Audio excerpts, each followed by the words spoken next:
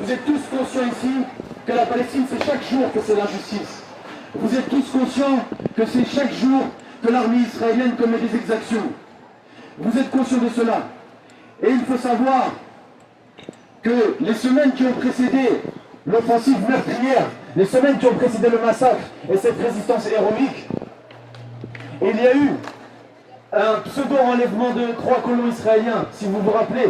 Et c'est à partir de ce moment-là que les médias français, j'allais dire israéliens, mais c'est la même chose, que les médias français ont commencé à se réintéresser à la Palestine.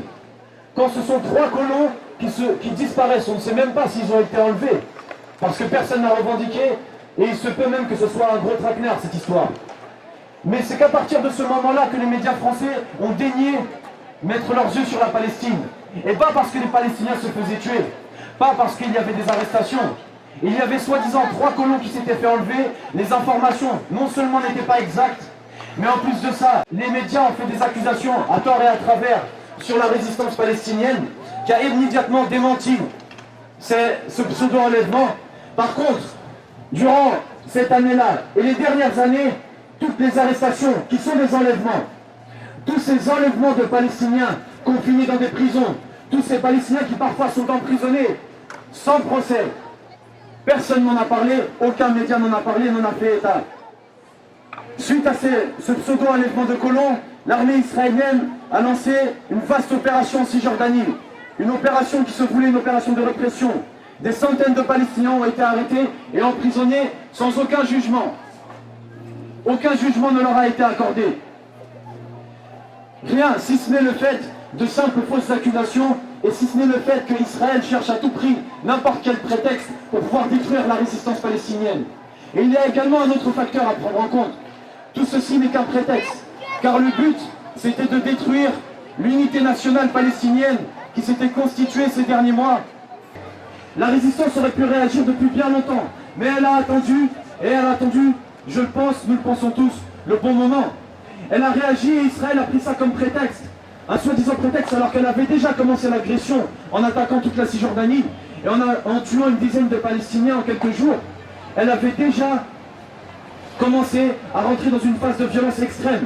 L'opération qui avait eu lieu en Cisjordanie au cours du mois de juin, cette opération, c'est la plus grande opération que l'armée israélienne ait faite en Cisjordanie depuis 2002. Il y a une chose qui est très claire aujourd'hui, c'est que la France, François Hollande, Emmanuel Valls sont complices d'Israël. Et Israël est un État criminel, un État colonial, un État assassin qui, pendant l'agression, a montré que c'était un État assassin, mais qui aujourd'hui encore, en assiégeant la bande de Gaza, en continuant de chasser des gens de leur maison et de leurs terres, montre que c'est un État criminel et montre que c'est un État colonial. Et donc nous on le dit très clairement, Israël assassin, Hollande complice. Israël assassin. Hollande complice.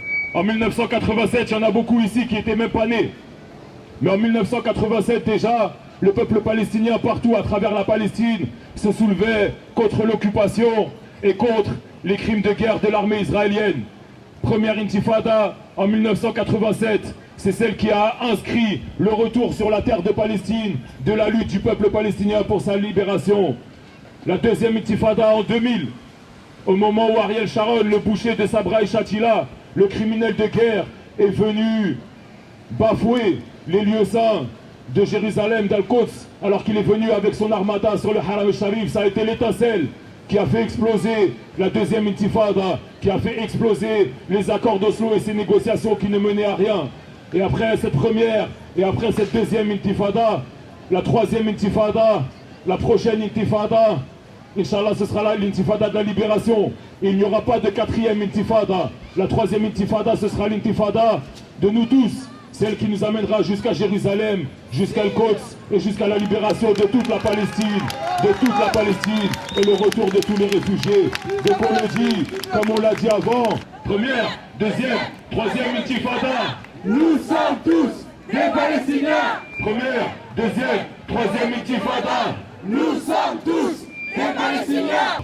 Il y a encore aujourd'hui des personnes qui, comme vous, comme nous aujourd'hui, manifestaient tout simplement leur solidarité avec la lutte du peuple palestinien cet été et qui aujourd'hui encore sont derrière les barreaux de l'État français, qui aujourd'hui encore sont poursuivis par la justice française. Quelle justice? Qui sont poursuivis tout simplement pour avoir manifesté.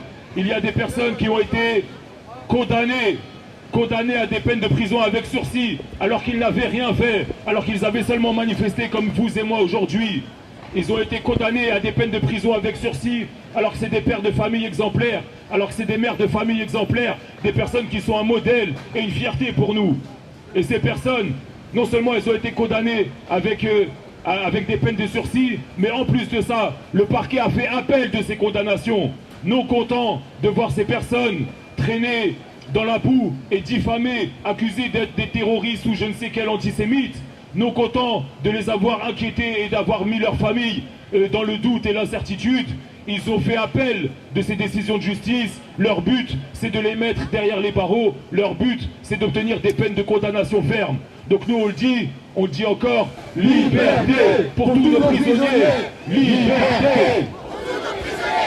Et vous le savez, si on a aujourd'hui à peu près une demi-douzaine de personnes qui sont encore en prison, c'est effectivement quelque chose de grave et de tragique.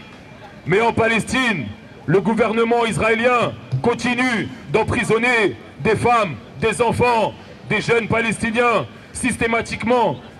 Israël, dans chaque ville, dans chaque village, fait des prisonniers dans l'espoir d'en faire des collaborateurs, dans l'espoir de casser la résistance. Et cette stratégie, elle dure depuis des décennies. Elle n'a jamais marché, mais pourtant elle continue. Et donc on le dit, pour les milliers de prisonniers palestiniens, pour ces femmes qui ont accouché dans les prisons israéliennes, pour ces enfants de 12 ans, de 14 ans, de 16 ans, qui sont torturés dans les prisons israéliennes, on le dit aussi, nous voulons la liberté de tous les prisonniers, et notamment des prisonniers de la résistance palestinienne.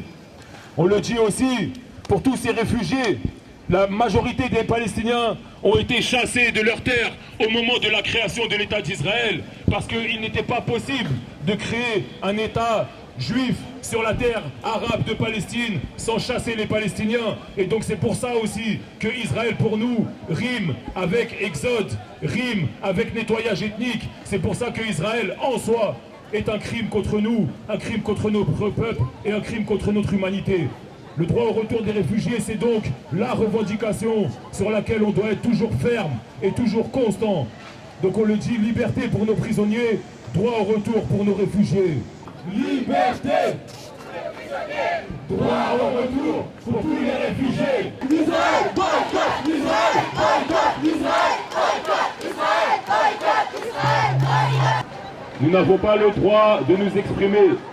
On ne vit pas dans une démocratie quand on est solidaire du peuple palestinien. On ne vit pas dans un état de droit quand on est aux côtés de la résistance palestinienne. Pourquoi? Parce que ce gouvernement a choisi son camp et il est prêt, comme Israël, à utiliser tous les moyens pour nous faire fléchir. Mais comme le peuple palestinien, nous ne céderons pas. Gaza assiégé, Hollande complice. Gaza assiégé, Hollande